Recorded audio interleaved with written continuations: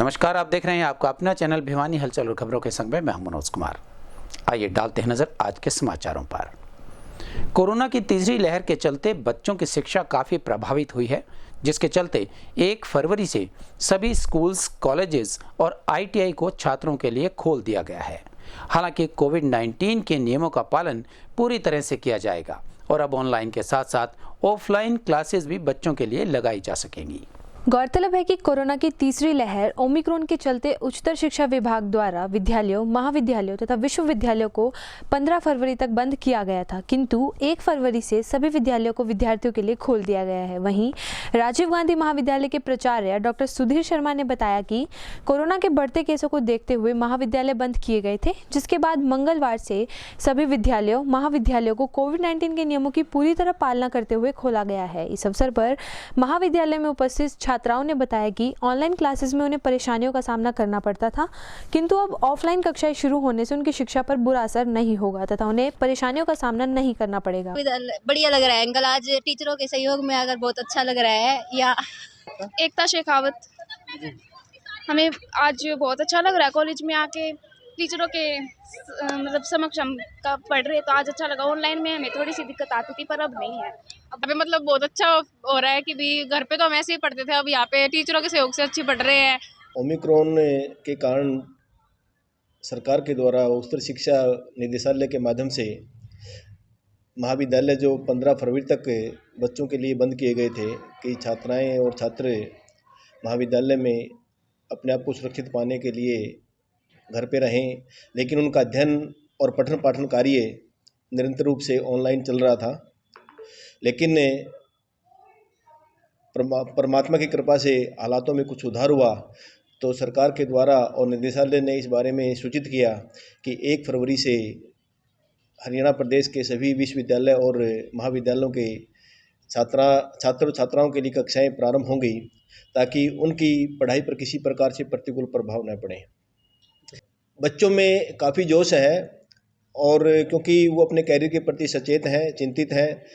आगामी समय में परीक्षाएं आनी है, तो विद्यार्थी काफ़ी संख्या में महाविद्यालय आ रहे हैं और आज पहला दिन है और महाविद्यालय परिसर में उनके लिए विभिन्न प्रकार के जो कोविड एप्रोप्रिएट बिहेवियर है उसके बारे में महाविद्यालय चिंतित है और मास्क और सोशल डिस्टेंसिंग दोनों को ध्यान में रखते हुए हम पूरा प्रयास कर रहे हैं भी किसी भी विद्यार्थी, किसी भी छात्रा को किसी प्रकार से ओमिक्रॉन या कोविड-19 से कुप्रभावित न हो। साथ साथ हम ये भी ध्यान रख रहे हैं कि समय के साथ साथ महाविद्यालय में या महाविद्यालय परिसर को सैनिटाइज कराया जाए और मुख्य द्वार पर इस प्रकार की हमने सुविधा भी उपलब्ध दे रखी है। मैं सभी छात्राओं से और सभी विद्यार्थियों से जो भी जिस महाविद्यालय में दाखिला लिए हुए हैं, तो वो अपने आप को सुरक्षित रखने के लिए इस प्रकार की जो युक्तियां बताई गई हैं उनका अवश्य वो पालन करें, ताकि हम अपनी दिनचर्या जो है उसको जारी रखें और अपने कैरियर के प्रति सचेत रहें और किसी प्रकार की भी होने वाले नुकसान या किसी प्रकार की भी महामारी में हम अपने आप को बचा सकें। मैं ऐसा विद्यार्थियों से अपेक्षा करता हूं और महाविद्यालय बच्चों की पढ़ाई के लिए और उनकी परीक्षा के बारे में अभी पूर्ण रूप से लगा हुआ है कि भी समय से पहले सभी विद्यार्थियों का, सभी कक्षाओं का और सभी विषय का हम सिलेबस पूरा करा दें, ताकि बच्चा पूरी तैयारी के साथ परीक्षा में प्रवेश ले और अच्छे अंकों के साथ। वहीं राजकीय कन्या वरिष्ठ माध्यमिक विद्यालय की प्राचार्य किरण गिल ने जानकारी देते हुए बताया कि विद्यालय में 10वीं से लेकर 12वीं तक 2000 विद्यार्थी हैं, जिसमें से 1000 विद्यार्थियों को विद्यालय में कोविड-19 नियमों की पूरी तरह पालना करते हुए बुलाया गया था, जिसमें से 400 विद्यार्थी स्कूल में पहुंचे तथा सभी बच्चों को मास्क व 2 गज की दूरी बनाए रखना अनिवार्य है। रेनू, मैं 11th क्लास में पढ़ती हूँ और मैंने कोरोना की वैक्सीन लगवा ली और आज बहुत ही दिनों के बाद स्कूल खुले हैं और मुझे काफ़ी अच्छा लग रहा है। और अब लगभग हमारे 1 महीने में हमारा सिलेबस भी हो चुका है, लेकिन बस हमारी रिवीजन ही रहती है।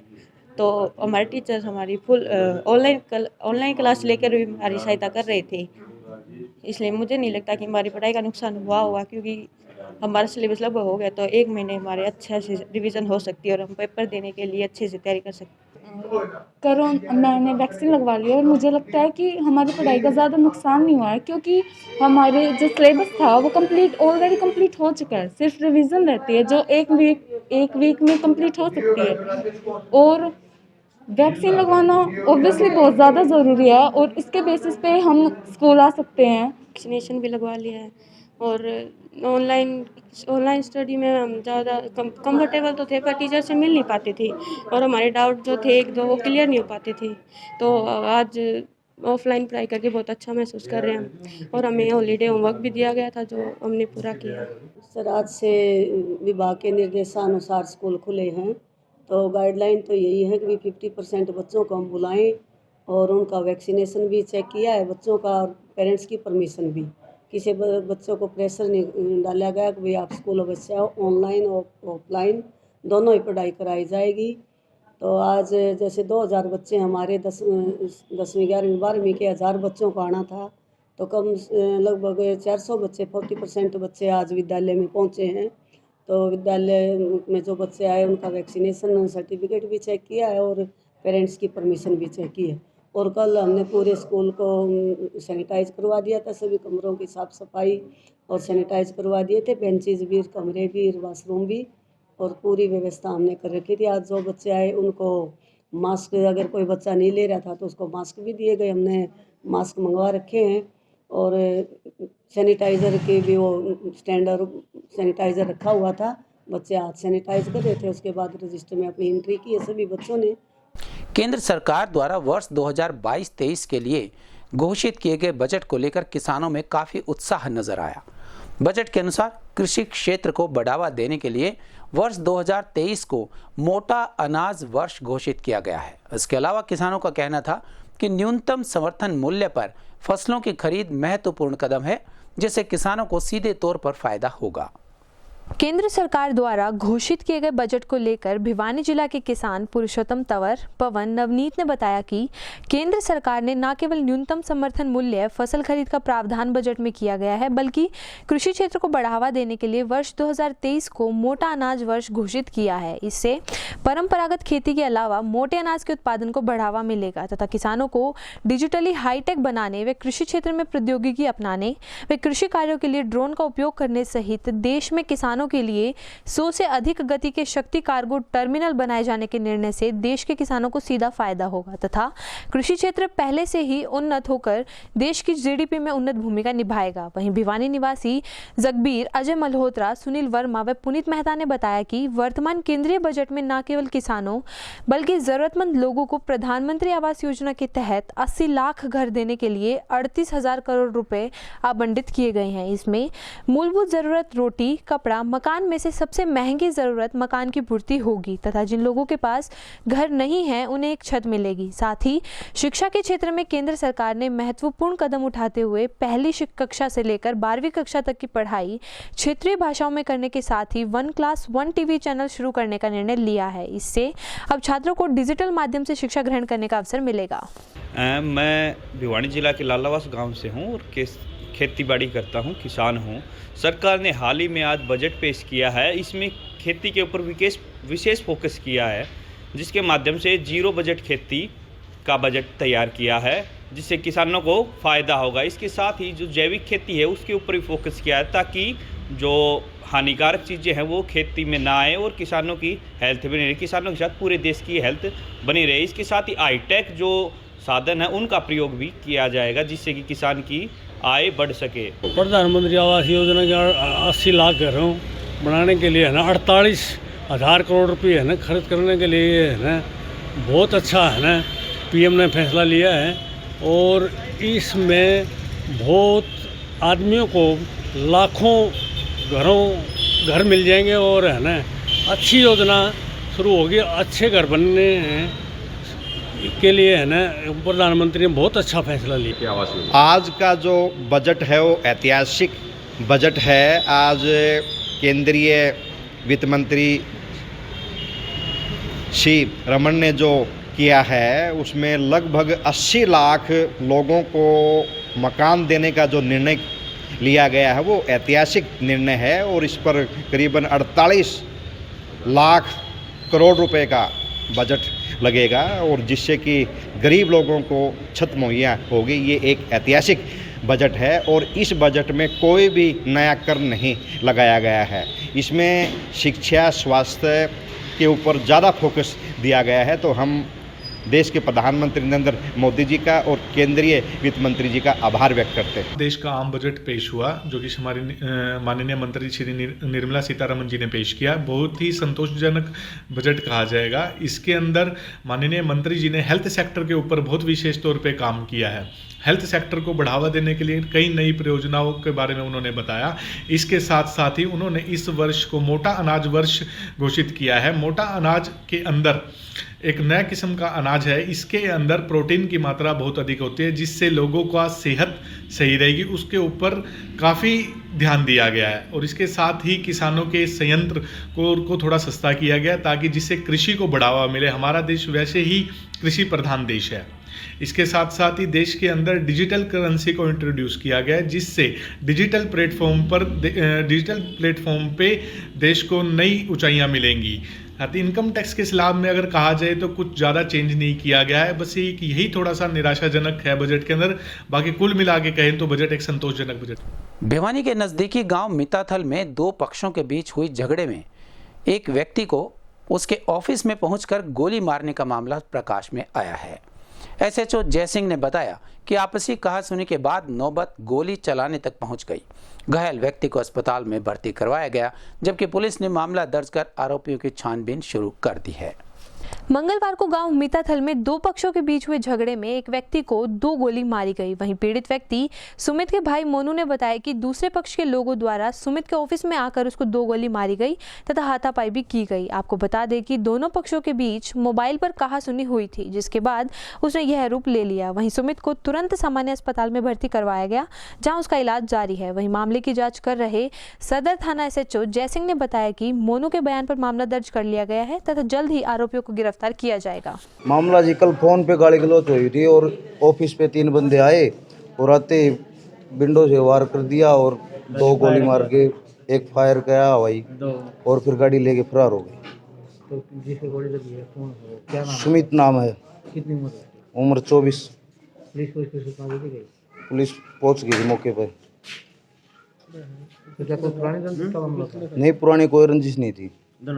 किस काम क्या करता है? किस चीज का ऑफिस है? ऑफिस तो गांव में ठेका ले रखा है, परली साइड ऑफिस कर रखा है। जिस पर हम तत्परता से मौके पर पहुंचे। मौके पर गए तो गांव मिताथल से धनाना रोड के पास एक शराब के ठेकेदारों ने दफ्तर बना रखा है तो वहां पर गोली चली है। एक सुमित नाम के लड़के को लगी और वो हमारे जाने से पहले मौके से हॉस्पिटल में आ चुका था। हमने मौका का मुआयना किया तो वहाँ एक गाड़ी के अंदर 3 बंदे चोट मारते हुए लाठियों से दिख रहे हैं और सुमित को जो ही बयान देगा उस पर नियमानुसार कार्रवाई की जाएगी। तो सर सुमित को कितने गोलियां लगी है? तो अभी सुमित को बयान देने के लिए चौकी इंचार्ज मौके पे पहुंच रहा है। हॉस्पिटल में मैं भी आ लिया हूँ। अब वो जैसे भी बयान देगा उसका आधार पर कार्रवाई करेंगे। तो सर 3 पर आरोप लगाया जिन्होंने गोली चलाई वो कहाँ के हैं? तीनों एक ही काम के हैं। आपसी इनका कोई भाईचारे का कोई रंजिश मामला है जिस पर इन्होंने ये गोली चलाई।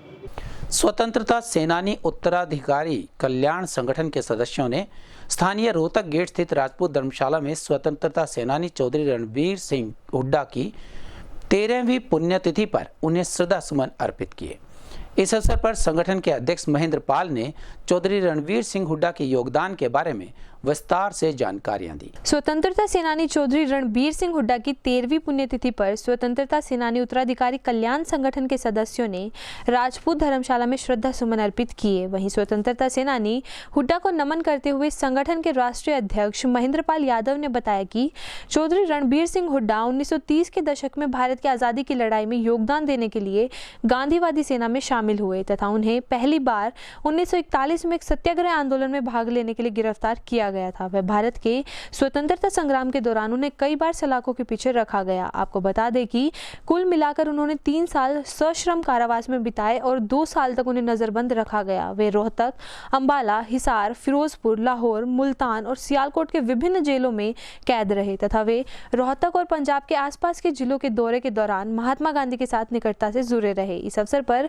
सुभाष बामला, सुरेश किराड़, बलराज सिवाड़ा, एडवोकेट शिव कुमार बेडवाल समेत अनेक सदस्य उपस्थित रहे। स्वतंत्रता सेनानी चौधरी रणवीर सिंह हुड्डा जी की 13वीं पुण्यतिथि पे श्रद्धा सुमन अर्पित करके स्वतंत्रता सेनानी परिवार के सभी सदस्यों ने श्रद्धांजलि दी है। और चौधरी रणवीर सिंह हुड्डा जी का जन्म रोहतक जिले के अंदर सांगी गांव में 26 नवंबर 1914 को हुआ था।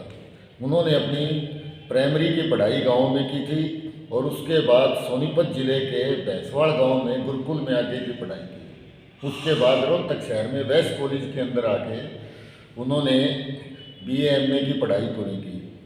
उसके बाद वो गांधी जी के साथ गांधी आंदोलन में देश की आज़ादी के लिए काम करने लग गए। असहयोग आंदोलन के दौरान 1940 के अंदर चौधरी रणवीर सिंह हुड्डा जी ने सबसे ज़्यादा बढ़ चढ़ के भाग लिया और रोहतक, सोनीपत और आसपास के जिलों में अंग्रेज सरकार चौधरी रणवीर सिंह हुड्डा के आंदोलन से प्रेरित होकर इन्होंने कई बार जेल जाने का भी काम किया। स्थानीय पुराना बस स्टैंड क्षेत्र में मंगलवार को एक सब्जी विक्रेता के साथ लूटपाट का मामला प्रकाश में आया है। प्राप्त जानकारी के अनुसार अल सुबह ही सब्जी विक्रेता विजय कुमार से गन पॉइंट पर स्कूटी सवार 3 लोगों ने करीबन 4100 रुपए की लूटपाट की और गहरी धुंध का फायदा उठाकर भाग निकले।